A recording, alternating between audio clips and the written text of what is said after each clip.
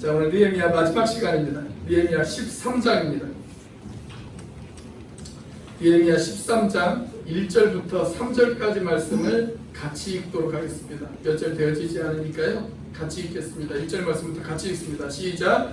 그날 모세의 책을 낭독하여 백성에게 들렸는데 그 책에 기록하기를 암몬 사람과 모압 사람은 영원히 하나님의 총회에 들어오지 못하리니 이는 그들이 양식과 물로 이스라엘 자손을 영접하지 아니하고 도리어 발람에게 뇌물을 주어 저주하게 하였습니다. 그러나 우리 하나님이 그 저주를 돌이켜 복이 되게 하셨다 하였느니라. 백성이 이 율법을 듣고 그 섞인 무리를 이스라엘 가운데에서 모두 분리하였느니라. 자, 28절에서 31절까지도 같이 한번 읽어보도록 하겠습니다. 28절 말씀부터 31절까지 말씀입니다. 같이 읽습니다. 시작! 대제사장 엘리야십의 손자 요야다의 아들 하나가 호른 사람 산발락의 사이가 되었으므로 내가 쫓아내어 나를 떠나게 하였느니라. 내 하나님이여 그들이 내 제사장의 직분을 더럽히고 제사장의 직분과 레위 사람에 대한 언약을 어겼사오니 그들을 기억하옵소서. 내가 이와 같이 그들에게 이방 사람을 떠나게 하여 그들을 깨끗하게 하고 또 제사장과 레위 사람의 반열을 세워 각각 자기의 일을 맡게 하고 또 정한 기한에 나무와 처음 익은 것을 드리게 하였사오니 내 하나님이여 나를 기억하사 복을 주옵소서. 아멘. 여러분, 우리나라 속담에 개벌은 남 못 준다 라고 하는 속담이 있습니다. 사람은 좀 쉽게 변하지 않는다 라는 이야기죠. 어떤 자매님이 예수 믿기 전에 알코올 중독에 빠진 자매님이 한 분 계세요. 이분이 이제 예수를 믿고 술을 끊었습니다.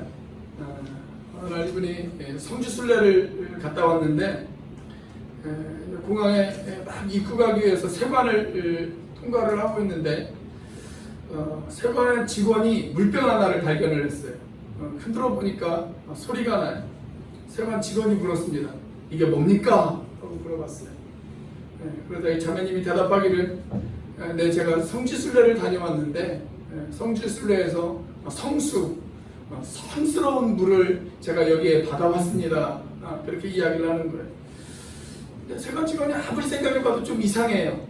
그래서 마개를 열어서 이렇게 냄새를 맡아보니까 성수가 아니고 위스키예요. 위스키. 그래서 이 자매에게 물었습니다. 아니 이거 위스키 아닙니까? 그러자 갑자기 이 자매 얼굴이 환해지면서 이렇게 이야기를 했다고 그래요. 할렐루야! 하나님을 찬양합니다. 물로 포도주를 만드신 하나님께서 물로 위스키를 만드셨습니다. 위스키를 만드신 하나님을 찬양합니다. 그렇게 이야기를 했다는 거예요. 다시 예전의 모습으로 돌아가 버렸어요. 오늘 본문에도 이와 비슷한 장면이 나옵니다. 자, 이스라엘 백성들이 바벨론 포로 생활에서 자유를 얻어서 예루살렘으로 다시 돌아왔어요. 그들이 와서 제일 먼저 한 것이 뭐였냐면 성전을 쌓는 일이었습니다. 그래서 하나님의 성전을 쌓았어요. 그리고 두 번째로 한 일이 느헤미야를 앞세워서 성벽을 그들이 만드는 일을 했습니다.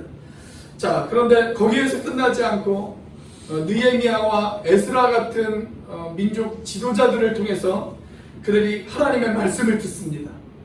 그리고 영적 부흥을 경험합니다. 자, 그렇게 하나님과 올바른 관계를 맺으면서 그들이 행복한 하나님의 백성이 되었습니다.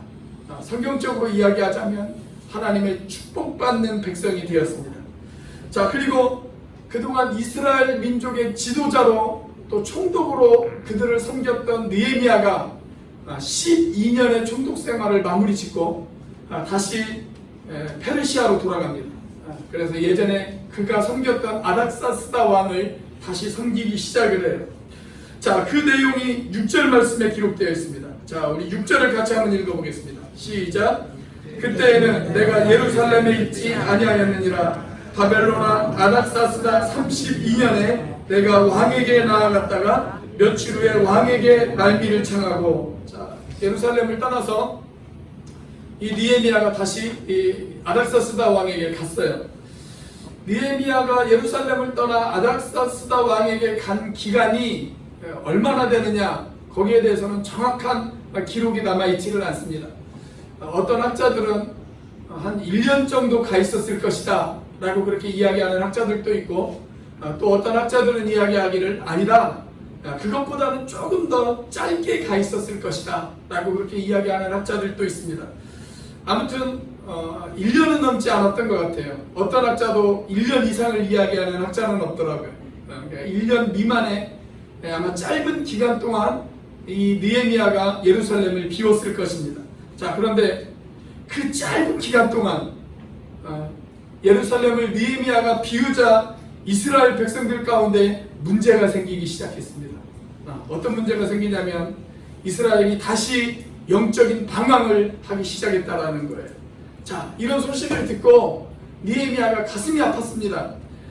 그리고 다시 왕에게 허락을 받습니다. 내가 다시 예루살렘으로 돌아가겠습니다 라고 부탁을 드리고 왕의 허락을 받아요.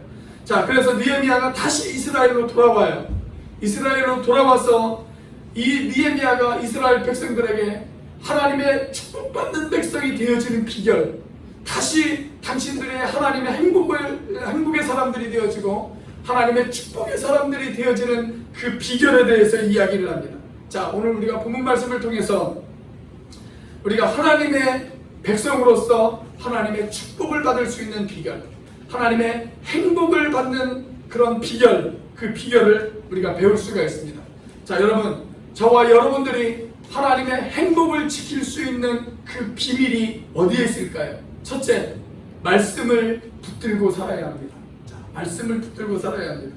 자, 이스라엘 백성들이 다시 영적인 방황을 시작하게 되어진 가장 큰 이유가 뭐였냐면 그들이 말씀을 망각했기 때문에 그렇습니다. 그래서 느헤미야가 돌아와서 가장 먼저 한 사역이 뭐였냐면 그들에게 다시 하나님의 말씀을 낭독해 주는 것으로 그의 사역을 시작하는 것을 볼 수가 있어요. 자, 그 내용이 13장 1절 말씀입니다. 같이 한번 읽어보겠습니다. 시작. 그날 모세의 책을 낭독하여 백성에게 들렸는데 그 책에 기록하기를 암몬 사람과 모압 사람은 영원히 하나님의 총회에 들어오지 못하리니. 자, 여기 보면 모세가 책을 다시 이스라엘 백성들에게 낭독해 주는 것을 볼 수가 있지 않습니까? 자, 그렇게 낭독해 주는 하나님의 말씀을 듣고 이스라엘 백성들이 어떤 반응을 보였을까요? 3절 말씀입니다. 자, 같이 한번 읽어보겠습니다. 시작. 백성이 이 율법을 듣고 그 섞인 무리를 이스라엘 가운데에서 모두 분리하였느니라. 자, 백성들이 율법을 들었어요. 그들이 아주 진지하게 하나님의 말씀을 들었습니다. 자, 그리고 선포된 말씀 앞에 그들이 반응하기 시작을 하면서 그들이 다시 회복되어지기 시작하는 것을 우리가 성경을 통해서 볼 수가 있어요. 사랑하는 여러분, 최근에 여러분의 삶 가운데 흔들리고 그리고 삶에 아픔이 있고 고통이 있고 답답하고 괴로운 문제들이 혹시 여러분들 가운데 있으십니까? 혹시 여러분들 가운데 영적인 방황이 시작되어지고 있는 분들이 계시나요? 그렇다면 가장 먼저 우리가 해야 할 일, 그것은 바로 하나님의 말씀을 붙드는 일입니다. 하나님의 말씀을 붙드셔야 합니다. 내가 진정한 축복을 누리고 내가 하나님의 백성으로서 회복되어진 내 인생을 살아가기 위해서 우리가 가장 먼저 해야 할 일이 있다면 하나님의 말씀을 붙드는 일이에요. 하나님의 말씀을 붙드시는 여러분들 되시기를 주의 이름으로 축원합니다. 여러분, 어떤 분들은 말씀보다는 돈을 붙드는 분들이 계세요. 그래서 눈을 뜨면 가장 먼저 돈을 생각하고 그리고 주야로 온전히 돈을 묵상하는 그런 분들이 계십니다. 그런 사람들은 정말 돈 사람들이죠. 돈 사람들이. 여러분, 돈에 여러분들의 인생을 빼앗기지 마세요. 돈에 끌려다니지 마세요. 여러분, 인기에 끌려다니지 마세요. 세상의 권력에 끌려다니지 마십시오. 여러분, 이 모든 것들은 다 없어질 것들이라고 성경은 우리에게 그렇게 이야기하고 있습니다. 자, 요한일서 2장 17절 말씀에 보면 이 세상도 그 정욕도 지나간다 라고 그렇게 이야기하고 있어요. 그 모든 것들은 다 지나가는 것들이라고 성경은 그렇게 우리에게 말씀하고 있습니다. 그러나 하나님의 뜻을 행하는 자는 영원히 거한다고 그렇게 성경이 우리에게 이야기하고 있지 않습니까? 여러분, 여기 등장하는 하나님의 뜻, 이 하나님의 뜻을 우리가 어떻게 알 수 있을까요? 하나님의 뜻을 알기 위해서는 하나님의 말씀을 알아야 됩니다. 하나님의 말씀을 알아야 우리가 하나님의 뜻을 알 수 있지 않겠습니까? 여러분, 그렇기 때문에 하나님의 뜻을 알기 위해서 하나님의 말씀을 붙잡는 사람, 그리고 그 말씀을 붙잡는 사람은 영원히 거하는 사람이 되어진다고 성경은 그렇게 우리에게 이야기하고 있어요. 성경에 보면 행복장이 있습니다. 행복장. 여러분 행복장 아십니까? 그래서 행복한 사람은 이렇게 시작되어지는 장이 있어요. 그 행복장이 어딘지 아세요? 오늘 우리 박종구 장로님이 기도하시면서도 그 행복장을 낭독을 해주셨는데 그 행복장이 어디예요? 시편 1편입니다. 시편 1편. 복 있는 사람은 이렇게 시작하잖아요. 행복한 사람은 그 말입니다. 자, 어떤 사람이 행복한 사람일까요? 시편 1편 2절 말씀 같이 한번 읽어보겠습니다. 시작. 오직 여호와의 율법을 즐거워하여 그의 율법을 주야로 묵상하는도다. 자, 어떤 사람이 행복한 사람이에요? 하나님의 말씀을 묵상하고 그 말씀을 주야로 묵상하는 사람. 여러분, 그 사람에게 행복이 약속되어져 있어요. 자, 그런 사람에게 어떤 행복이 약속되어져 있을까요? 3절 말씀입니다. 자, 같이 한번 읽어보겠습니다. 시작.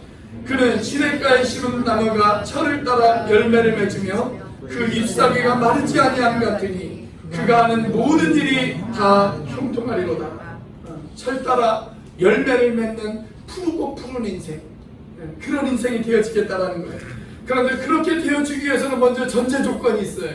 그게 뭐예요? 하나님의 말씀을 즐거워하고 그 말씀을 붙드는 것에서부터 그런 인생이 출발한다는 사실을 여러분 기억하시기 바랍니다. 여러분, 행복을 지킬 수 있는 가장 큰 비밀, 우리가 행복을 지킬 수 있는 가장 큰 원칙, 그건 뭐냐면 하나님의 말씀을 붙드는 것입니다. 인도에서 선교사로 사역을 했고 지금도 인도의 그리스도인들에게 아주 존경을 받는 사람 가운데 스탠리 존스라고 하는 분이 계세요. 근데 이분이 어느 날 하루는 인도의 젊은이들을 다 모아놓고 그들에게 하나님의 말씀을 가르치고 있었어요. 이렇게 이야기를 했습니다. 여러분, 정말 행복하기를 원한다면 하나님의 말씀을 붙드십시오. 정말 여러분들이 성공하기를 원한다면 하나님의 말씀을 붙드시기를 바랍니다. 그렇게 이야기를 했습니다. 자, 그렇게 예배가 끝나고 한 젊은이가 이 스탠리 존스에게 찾아왔습니다. 그리고 이렇게 이야기를 했습니다. 선교사님의 말씀대로 내가 말씀을 붙들고 산다고 해서 나에게 돈이 생깁니까? 아니면 직장이 생깁니까? 이렇게 이야기를 했어요. 자, 그러자 이 청년에게 스탠리 존스가 이렇게 이야기를 했다고 합니다. 내가 자네에게 한 가지만큼은 내가 확실하게 약속을 할 수가 있네. 그것은 자네가 지금부터 이 말씀을 붙들고 산다면 이 말씀이 자네의 삶을 인도할 것이 있어. 내가 그것만큼은 분명하게 약속할 수 있네. 그렇게 이야기했습니다. 그렇습니다, 여러분. 하나님의 말씀으로 인도함을 받는 사람, 이 사람이 바로 행복한 사람입니다. 저와 여러분이 그런 사람이 되어질 수 있기를 주의 이름으로 축원합니다. 하나님의 축복이 시작되어지는 통로, 그것이 바로 하나님의 말씀 앞에 인도함을 받는 사람이에요. 우리가 이 견고한 행복 안에 머물러 살기를 원하신다면 여러분들의 삶 가운데 하나님의 말씀이 여러분들을 붙드실 수 있는 그런 여러분들의 인생이 되어질 수 있기를 주의 이름으로 축원합니다. 여러분, 우리가 평생 교회를 출석을 하면서도 하나님의 말씀을 붙들고 사는 법을 모른다. 여러분, 그 사람은 제대로 된 그리스도인이 아니에요. 여러분, 우리가 말씀을 붙들고 살아야, 그리고 그 말씀 안에 우리가 견고하게 뿌리가 내려져 있어야 그 사람이 하나님의 행복을 지킬 수 있는 그런 사람임을 꼭 기억하시는 저와 여러분들이 되시기를 주의 이름으로 축원합니다. 자, 우리가 어떻게 하나님의 행복을 지키며 살아갈 수 있을까요? 두 번째로, 거룩한 결별을 선언해야 합니다. 거룩한 결별을 선언해야 된다. 자, 오늘 본문을 보면 느헤미야가 이스라엘 백성들에게 하나님의 말씀을 읽어줘요. 그러면서 이스라엘 백성들에게 첫 번째로 요구한 게 있어요. 그게 뭐냐면 1절 말씀입니다. 같이 한번 읽어보겠습니다. 1절 시작. 그날 모세의 책을 낭독하여 백성에게 들렸는데 그 책에 기록하기를 암몬 사람과 모압 사람은 영원히 하나님의 총회에 들어오지 못하리니. 자, 느헤미야가 말씀을 낭독하고 이스라엘 백성들에게 한 첫 번째 요구가 뭐였어요? 암몬 사람과 모압 사람은 하나님의 총회에 들어오지 못한다. 이것이 느헤미야가 한 첫 번째 요구였습니다. 자, 다시 말하면 그들과 가까이 하지 말라라는 거죠. 암몬 사람과 모압 사람들, 그 사람들과 가까이 하지 말아라. 그 이야기입니다. 왜 가까이 하지 말라고 이야기했을까요? 인종적인 편견이었을까요? 그렇지 않습니다. 제가 몇 주 전에도 말씀을 드렸습니다만 성경은 결코 이방인들을 무시하지 않습니다. 이방인들을 외면하지 않아요. 우리 하나님의 최종 목적은 뭐냐면 모든 열방 가운데에서 높임을 받는 것, 그것이 하나님의 최종 목적이에요. 그러기 위해서는 이방인들을 무시해서는 안 돼요. 자, 그런데 지금 느헤미야가 기록되고 있는 이 시점에 왜 모압 사람과 암몬 사람을 가까이 하지 말라고 그렇게 이야기를 했을까요? 그 이유가 뭐냐면 그들이 모압 사람과 암몬 사람들에게 영향을 받을 수 있기 때문에 그래요. 이스라엘 백성들이 아직 신앙이 완전히 뿌리내리지 않았어요. 느헤미야가 없다고 흔들리잖아요. 지도자가 없다고 흔들리는 이스라엘 백성들이잖아요. 아직 그렇게 뿌리가 깊게 내리지 않았어요. 자, 그렇기 때문에 모압 사람과 암몬 사람과 가까이 하면 그들의 신앙이 흔들릴 수가 있습니다. 여러분들이 세상 사람들과 만나서 여러분들이 가지고 있는 복음을 가지고 그 세상 사람들에게 여러분들이 영향을 끼칠 수 있다 라고 한다면 여러분들이 세상 가운데 들어가서 세상 사람들을 만나야 합니다. 자, 그런데 오히려 반대로 내가 영향을 끼치는 것이 아니라 그 세속적인 영향을 내가 받을 수 있다 라고 생각되어진다면 세상 사람과 어느 정도 거리를 둘 필요가 있습니다. 자, 그런데 지금 이스라엘 백성들은 영향을 끼치는 그런 정도의 수준이 아니에요. 영향을 받는 수준입니다. 그래서 그들과 분리되어져야 된다라고 그렇게 느헤미야가 이야기하고 있는 거예요. 자, 그래서 3절 말씀이 이스라엘 백성들에게 이렇게 주어지고 있지 않습니까? 자, 3절 다시 한번 읽어보겠습니다. 시작. 백성이 이 율법을 듣고 곧 섞인 무리를 이스라엘 가운데에서 모두 분리하였느니라. 옛날 우리 믿음의 선배들은 이 성별에 대해서 아주 강조를 했어요. 구별된 삶, 세상과 우리가 구별되어져야 된다. 이것에 대해서 많이 강조를 했습니다. 그런데 요즘은 성별에 대해서 그렇게 많이 강조를 하지를 않아요. 그런데 성경은 계속적으로 끊임없이 우리에게 구별된 삶을 강조하고 있습니다.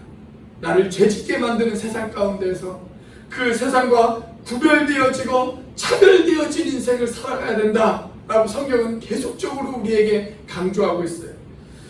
예전에 어떤 분이 저에게 그런 질문을 하시더라고요. 이분이 자신의 삶을 늘 하나님 앞에 드리겠습니다 라고 고백하시는 분이세요. 그런데 어느 날 저에게 찾아와서 이렇게 질문을 던져요. 목사님, 술 한 잔 정도는 괜찮지 않습니까? 술 한 잔 정도는 괜찮지 않습니까? 그렇게 이야기를 해요. 그래서 제가 이렇게 말했습니다. 형제님, 반대로 한번 생각해 보십시오. 그 술 한 잔도 결단하지 못한다고 이야기하시면서 어떻게 형제님의 삶을 하나님 앞에 드린다고 고백하는 그 고백을 제가 믿을 수 있겠습니까? 제가 그렇게 이야기했어요. 그 술 한 잔도 결단하지 못하면서 형제님의 삶을 드리겠다고 이야기하는 그 고백을 제가 어떻게 믿을 수 있겠습니까? 여러분, 우리가 이어지는 4절 이하의 말씀을 한번 보세요. 이스라엘 백성들이 구별된 삶을 살아가기 위해서 느헤미야가 이스라엘 백성들에게 두 가지를 실천할 것을 요구합니다. 두 가지 실천을 요구해요. 그 두 가지 실천이 뭘까요? 4절 이하에 보면 여러 가지 이야기가 나오지만 결국은 이 두 가지예요. 이스라엘 백성들이 구별된 삶을 살아가기 위한 두 가지의 실천 과제, 그게 뭐냐면 하나는 11조입니다. 10의 1조. 다른 하나는 안식일의 준수였어요. 11조와 안식일의 준수. 이것이 내가 구별된 삶을 살아가는 것과 과연 무슨 연관이 있을까요? 여러분, 11조라는 것은 돈과 관련된 것이죠. 또 안식일은 시간과 관련된 것입니다. 여러분, 우리가 인생을 살아가면서 어떤 사람이 돈 관리를 잘하고 시간 관리를 잘한다. 여러분, 그 사람은 성공하는 사람이에요. 그 사람은 어디에 내놔도 성공할 수 있는 사람입니다. 자, 그런데 내가 돈 관리도 못하고 시간 관리도 못한다. 그 사람은 어디에 내놔도 실패할 확률이 높습니다. 그렇지 않겠습니까? 자, 그런데 성경이 야, 이 사람 참 돈 관리를 잘해. 이 사람 참 시간 관리를 잘해. 그 기준으로 무엇을 이야기하는지 아세요? 11조와 안식일 준수를 이야기하고 있어요. 11조 안식일 준수. 그러니까 11조를 안 하는 분들에게는 돈을 맡기면 안 돼요. 그리고 돈을 빌려줘서도 안 돼요. 돈 관리를 못하는 사람이에요. 자, 왜 그럴까요? 여러분, 성경에서 10의 1조가 나오는 모든 성경 구절을 다 찾아서 한번 읽어보십시오. 11조가 등장하는 단어, 11조라고 하는 단어가 등장하는 모든 성경 구절을 다 찾아서 한번 읽어보세요. 그 구절 가운데 공통점이 하나 있어요. 공통된 정신이 하나 있습니다. 그 정신이 뭐냐면 그 모든 것이 하나님의 것이라는 거예요. 11조는 하나님의 것이다. 그 정신이 있어요. 하나님의 것이다. 자, 그렇다고 우리가 여기에서 오해하지 말아야 됩니다. 자, 내가 10의 1조를 하나님 앞에 드렸으니까 나머지 10분의 9는 내 것이니까 내 마음대로 해도 된다. 그럴까요? 네, 그렇지 않습니다. 그건 11조의 가장 커다란 오해입니다. 10분의 10 전체가 누구의 것이에요? 주님의 것이에요. 10분의 10 전체가 주님의 것입니다. 그 모든 것을 주님이 소유하셨고 주님이 우리에게 맡기셨어요. 네, 그런데 그 중에서 우리가 상징적으로 10분의 1을 하나님 앞에 드리는 것입니다. 하나님, 내 모든 것이 다 주님의 것이지만 하나님, 내가 10분의 1을 하나님 앞에 드립니다. 그렇지만 이 10분의 1만 하나님의 것이 아니라 나머지 10분의 9도 사실 하나님의 것입니다. 그 고백을 하는 거예요. 자, 이렇게 10분의 1을 하나님 앞에 드릴 줄 아는 사람, 하나님께서 이 사람이 10분의 1을 나에게 하나님 앞에 드릴 줄 아는 사람이기 때문에 나머지 10분의 9도 하나님의 뜻대로 사용할 준비가 되어져 있는 사람이구나 라는 것을 하나님이 인정해 주시는 거예요. 10분의 1 드림으로 인해서 나머지 10분의 9도 하나님의 뜻대로 사용할 수 있을 것이라는 것을 하나님이 인정해 주시는 것입니다.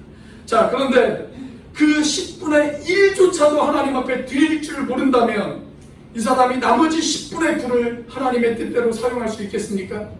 절대 그럴 수 없어요. 절대 그럴 수 없습니다. 네, 이런 사람에게는 그것을 기대할 수가 없어요.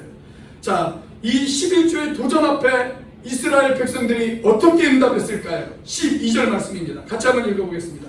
시작.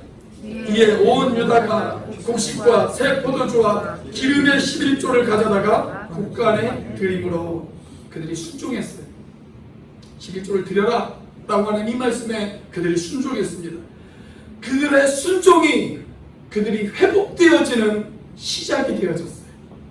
회복되어질 수 있는 시작이 되어졌습니다. 자, 안식일도 마찬가지예요. 하나님이 세상을 창조하실 때 엿새 동안 세상을 창조하셨습니다. 그리고 7일째 쉬셨어요. 여러분, 우리가 일주일이라고 하는 모든 시간은 다 누구의 것입니까? 주님의 것입니다. 주님의 것이에요. 내 시간이 아니에요. 주님의 시간이에요. 그런데 하나님께서 그 7일 가운데 특별히 하루를 구별해서 그날 우리가 온전히 주님을 예배하고 온전히 우리가 안식을 취할 것을 하나님께서 명령하셨어요. 그런 훈련을 통해서 나머지 6일도 네가 나의 뜻대로 사용할 수 있겠구나 라는 것을 하나님이 인정해 주시는 거예요. 내가 주일을 하루 지킴으로 인해서 이 주일을 지키는 것을 보시고 그래, 네가 주일 하루를 지켰으니까 나머지 6일도 네가 내 뜻대로 충분히 사용할 수 있을 거야 라고 하나님이 인정해 주시는 것입니다. 자, 그런데 우리가 그 단 하루도, 아니 단 한 시간도 우리가 하나님 앞에서 하나님 앞에 구별하여 드리지 못한다면 여러분, 그 사람이 나머지 6일을 하나님 앞에 구별하여 사용할 수 있을까요? 그럴 수 없어요. 하루에 한 시간도, 단 하루도 하나님 앞에서 구별해서 드릴 줄 모르는 사람이 어떻게 나머지 6일을 하나님 앞에 구별해서 드릴 수가 있겠습니까? 지금 하나님이 이걸 이야기하고 있는 거예요. 자, 느헤미야가 이렇게 11조와 안식일 정신이 이스라엘 백성들에게 무너져 있는 것을 보고 그것을 강조하고 있는 거예요. 그것이 이스라엘 백성들이 축복받는 시작임을 느헤미야는 알았던 것입니다. 그래서 그걸 강조하고 있어요. 자, 그래서 13장에서 느헤미야가 13장 17절에서 느헤미야가 이렇게 이야기를 하지 않습니까? 자, 민족 공동체 회복을 위해서 느헤미야가 뭐라고 이야기를 해요? 17절 말씀 같이 한번 읽어보겠습니다. 시작.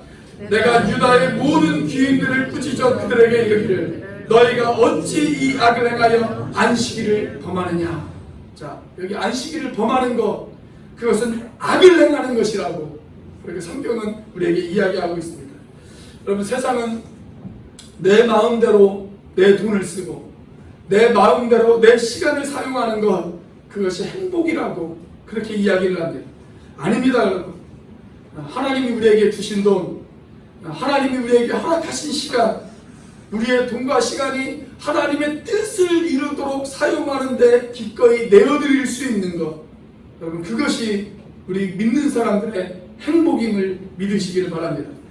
우리가 하나님의 것을 당연히 하나님 앞에 드릴 줄 알고, 그리고 내게 남아있는 돈과 시간을 가지고 형제와 자매들을 위로하고 격려하고 사람들이 그리스도인의 모습으로 살아가도록 그렇게 내 돈과 시간이 쓰여진 것에 대해서 감격하면서 살아가는 사람, 여러분, 그 사람이 바로 진정한 행복을 누릴 줄 아는 사람이에요.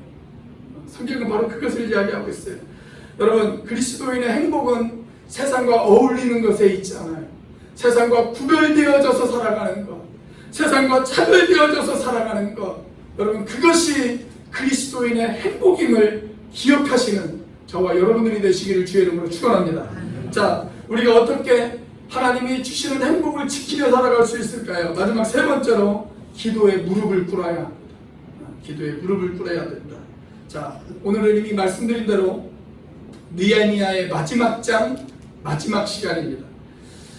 제가 느헤미야를 지금 한 13주 동안 계속 설교를 했어요. 느헤미야를 계속 설교를 하니까 어떤 분이 조금 지루하셨던 모양이에요.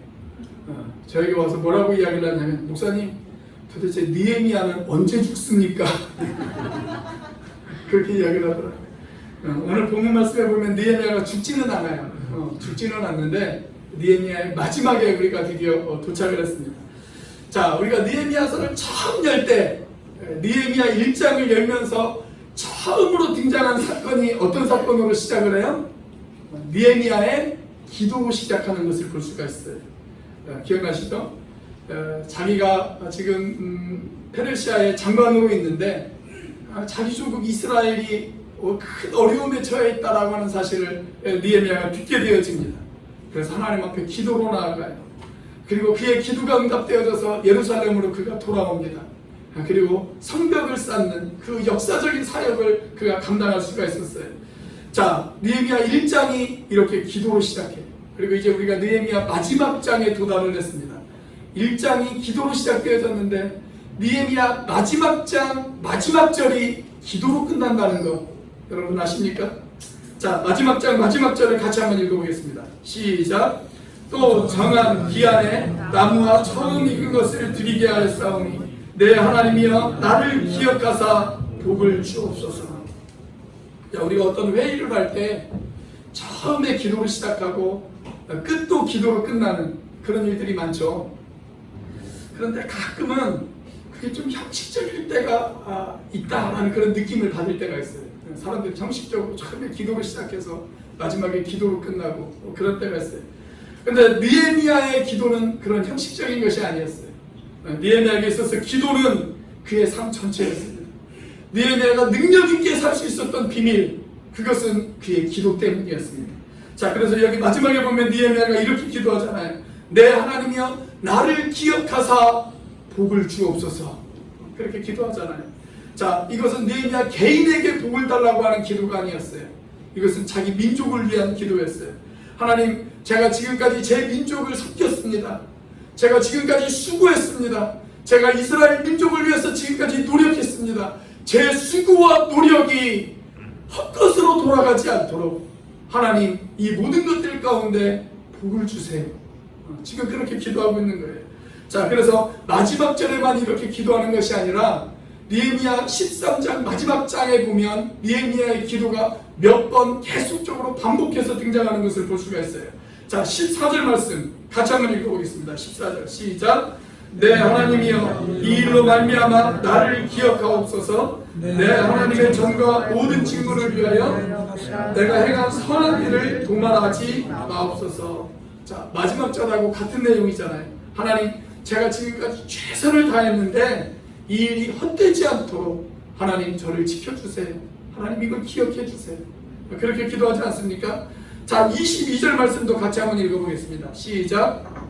내가 또 레위 사람들에게 몸을 적절하게 하고 와서 성문을 지켜서 안식일을 거룩하게 하라 하였느니라. 내 하나님이여 나를 위하여 이 일도 기억하시옵고 주의 크신 은혜대로 나를 아끼시옵소서. 자, 같은 내용이죠. 하나님, 제가 우리 민족이 안식일을 잘 지킬 수 있도록 제가 그들에게 구별된 삶을 살 수 있도록 제가 최선을 다했습니다. 하나님, 그러니 이 일을 기억해 주세요. 꼭 그렇게 되어질 수 있도록 하나님 도와주세요. 그렇게 느헤미야가 지금 기도하고 있는 겁니다. 그러니까 느헤미야의 기도는 한마디로 계속적으로 이런 기도예요. 하나님, 제가 최선을 다했습니다. 제가 최선을 다했지만 이 일이 성공적으로 이루어질 수 있는 가장 큰 비밀은 하나님이 축복해 주셔야 됩니다. 그러니 하나님 축복해 주세요. 하나님, 제가 최선을 다했지만 하나님의 축복이 없이는 이 일이 성공적으로 진행되어질 수 없습니다. 그러니 하나님 축복해 주세요. 그렇게 기도하고 있는 거예요. 자, 여러분, 우리의 기도가 형식적이 되어서는 안 되죠. 그렇다고 내가 위기에 처해 있을 때만 하나님 앞에 기도하라, 이 이야기도 아닙니다. 성경에 보면 우리에게 날마다 이런 기도가 필요하다고 그렇게 이야기하고 있습니다. 그래서 성경은 저와 여러분들에게 쉬지 말고 기도하라, 이렇게 이야기하고 있지 않습니까? 쉬지 말고 기도하라. 여러분, 왜 우리가 쉬지 말고 기도해야 될까요? 우리는 날마다 새로운 문제, 새로운 과제, 새로운 도전을 우리는 만나기 때문에 그렇습니다. 여러분, 오늘의 문제를 해결하기 위해서는 오늘의 기도가 필요합니다. 내가 오늘 새 힘을 얻어서 나에게 생긴 문제를 극복하기 위해서는 어제의 기도로 되어지지 않아요. 오늘의 기도가 필요해요.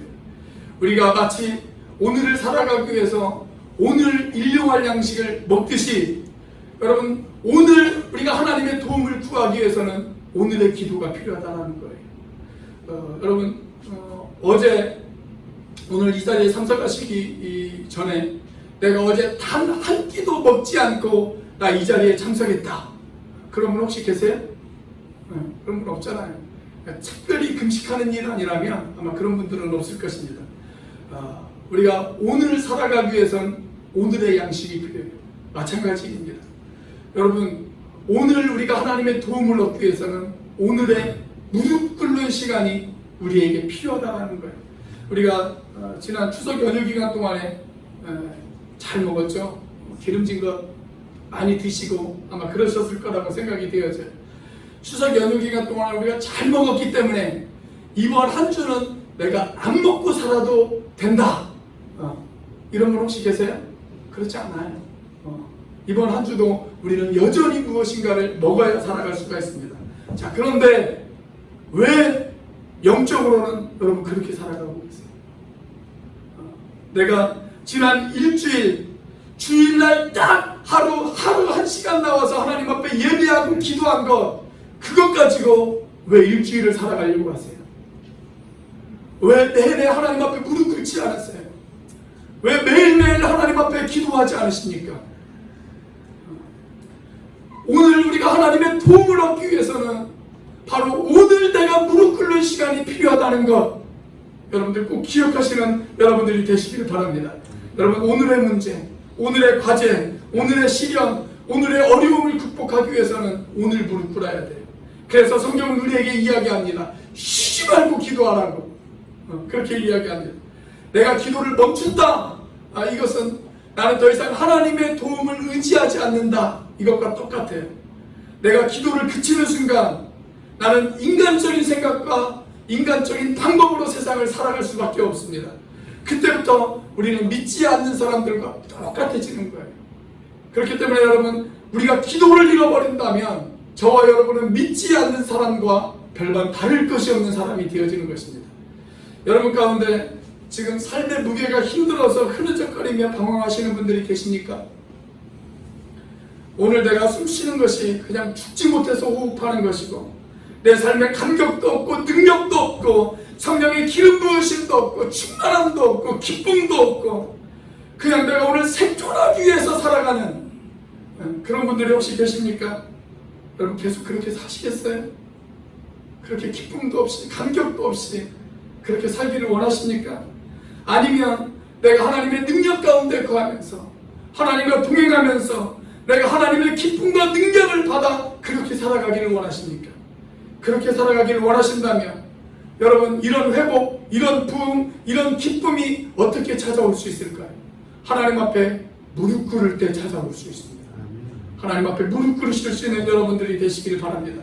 여러분 하나님의 행복을 지키는 그런 사람이 되어지기를 원하십니까? 그렇다면 제발 말씀을 붙드세요. 말씀을 붙드세요. 날마다 말씀을 펼치시고 하나님의 말씀을 묵상하는 하나님의 음성을 들을 줄 아는 여러분들이 되시기를 주의 이름으로 축원합니다. 그리고 하나님이 기뻐하실 수 없는 모든 세속적이고 세상적인 것에서 여러분들을 구별하실 수 있는 그런 분들이 되시기를 주의 이름으로 축원합니다. 그리고 오늘의 은혜를 얻기 위해서 오늘 우리가 무릎을 꿇고 하나님의 도우심을 구할 줄 아는 그런 여러분들이 되시기를 주의 이름으로 축원합니다. 우리가 그렇게 되어질 때 하나님의 축복이 하나님의 행복이 우리들의 삶 가운데 시작되어질 줄로 믿습니다. 아주 오래전에 이탈리아에서 있었던 일입니다. 북아프리카 출신의 한 청년이 이탈리아에 살고 있었어요. 어릴 때는 부모님을 따라서 열심히 신앙생활을 했습니다. 그런데 성장에서는 이 사람이 신앙의 길을 떠나버렸어요. 그리고 세상 친구들과 어울리다가 이단에 빠지고 말았습니다. 이단도 그냥 이단이 아니고 아주 부도덕하고 타락한 그런 이단에 빠졌습니다. 그런 생활을 하다가 그래도 어릴 때 교회를 다녔던 기억이 있잖아요. 부모님이 늘 자기를 위해서 기도해 주었던 그런 기억이 있잖아요. 그래서 그의 마음속 깊은 곳에 내가 이렇게 살아서는 안 되는데 라고 하는 어떤 죄책감과 공허함이 있었어요. 그러던 어느 날 집안에서 이렇게 앉아있는데 집 밖에서 아이들이 노는 소리가 들립니다. 아이들이 노는 소리가 담 너머로 자기의 귀에 들리기 시작을 해요. 아이들이 이렇게 이야기를 해요. 톨레 레게 톨레 레게 펼쳐서 읽어라 펼쳐서 읽어라 이 이야기입니다. 그 말을 듣고 그의 시선이 책장에 꽂혔어요. 책장을 보니까 아주 먼지가 수북히 쌓인 그런 오래된 성경책 한 권이 그의 눈에 띄기 시작을 했습니다. 그래서 그 성경책을 펼쳐 읽었어요. 실로 오랜만에 성경책을 펼쳐 읽었습니다. 그때 성경을 딱 펼쳤는데 펼쳐진 말씀이 로마서 13장에 있는 말씀이었어요. 거기에는 이렇게 기록되어져 있었습니다. 밤이 깊고 낮이 가까웠으니 그러므로 우리가 어둠의 일을 벗고 빛의 갑옷을 입자. 낮에와 같이 단정히 행하고 방탕하거나 술 취하지 말며 음란하거나 호색하지 말며 다투거나 시기하지 말고 오직 주 예수 그리스도로 옷 입고 정욕을 위하여 육신의 일을 도모하지 말라. 이 말씀을 읽는 순간 그 말씀이 주는 강력한 힘에 압도되어지기 시작했습니다. 그래서 무릎을 꿇었습니다. 그 자리에서 무릎을 꿇고 한참을 기도했어요. 그의 뒷감에 눈물이 흘러내리기 시작을 해요. 그러면서 이렇게 하나님 앞에 기도했습니다. 오 하나님 용서해 주세요. 제가 오랫동안 주님을 떠나 있었습니다. 하나님 이제 제가 하나님 앞으로 돌아옵니다. 그리고 다시는 그런 생활을 살지 않겠습니다. 한참을 그렇게 기도하자 그의 마음에 편안함이 밀려오기 시작을 했어요. 그리고 자리에서 일어났어요. 그가 일어나는 그 순간 그는 더 이상 옛사람이 아니었습니다. 새로운 사람이 되었어요. 기독교 역사상 가장 위대한 영향을 끼쳤던 성 어거스틴이 일어나는 순간이었습니다. 그날 어거스틴에게는 세 가지의 결단이 있었다고 합니다. 첫째, 그는 거룩한 말씀을 붙들고 살기로 결단했습니다. 그리고 세상과 구별된 삶을 살기로 결단했습니다. 그리고 기도의 무릎을 꿇고 날마다 주님의 도우심을 받으며 살기로 결단했습니다. 바로 그 순간 그가 그토록 오랫동안 찾고 헤맸던 하나님의 축복이, 하나님의 행복이 그에게 밀려오기 시작했습니다. 사랑하는 여러분, 오늘 어거스틴에게 임한 그 거룩한 행복이 여러분들에게도 임하시기를 주의 이름으로 축원합니다. 하나님이 주시는 그 진정한 축복을 받아 누리시는 여러분들이 되시기를 축복합니다. 그 축복 가운데 살아가시길 바랍니다. 그러기 위해서 우리가 해야 할 일, 여러분 하나님의 말씀을 붙들고 사십시오. 그 말씀을 붙들고 사십시오. 날마다 그 말씀을 묵상하십시오. 하나님의 뜻이 어디에 있는지, 하나님이 나에게 무엇을 이야기하시는지, 하나님의 말씀을 읽고 하나님의 말씀을 묵상하시는 여러분들 되시길 바랍니다. 그리고 나를 세속적이고 세상적으로 만드는 그 모든 더러운 것에서 우리를 구별되어 살아가게 작정하시는 그런 여러분들 되시기를 바랍니다. 그리고 무엇보다도 날마다 하나님의 도우심을 구하는, 그래서 무릎으로 하나님 앞에 나아가는 그런 저와 여러분들이 되시기를 주의 이름으로 축원합니다. 그럴 때 하나님의 행복이 시작되어질 것입니다.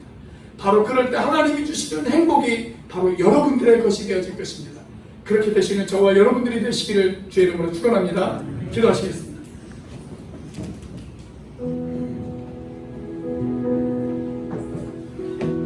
사랑하는 여러분, 우리가 하나님의 자녀로서 어떻게 행복하게 살아갈 수 있을까요?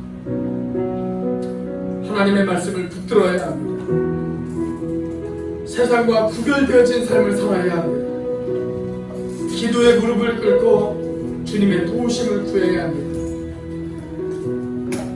우리가 그렇게 뒤돌아서지 않고 주님의 뜻을 따르기로 결심할 때 저와 여러분이 진짜 행복해질 수 있습니다. 하나님, 제가 하나님의 말씀을 붙들겠습니다. 세상과 구별되어져 살아가겠습니다. 하나님 앞에 기도로 나아가겠습니다. 우리 이 시간 같이 한번 한 목소리로 하나님 앞에 기도하며 나아가도록 하겠습니다. 같이 기도하겠습니다. 하나님 살아계시며 역사하시는 하나님 아버지 감사합니다.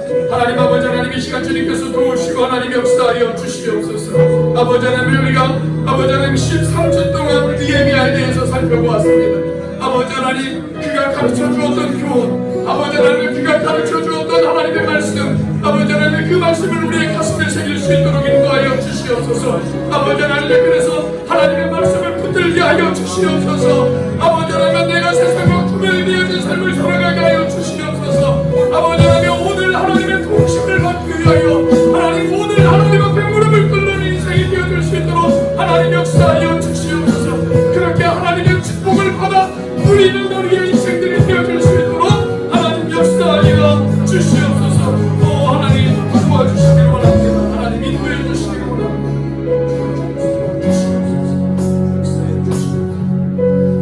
하나님 주님 뜻대로 살기를 원합니다.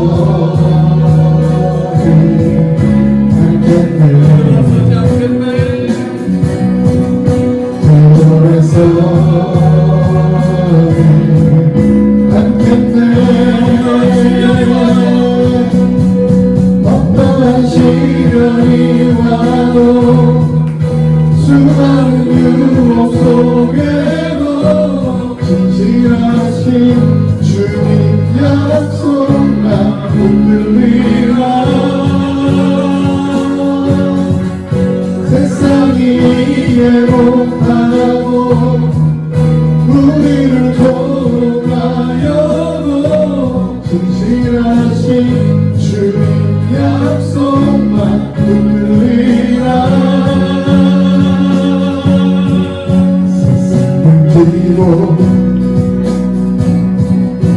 십자가로 세상 등지고 십자가로 세상 등지고 십자가로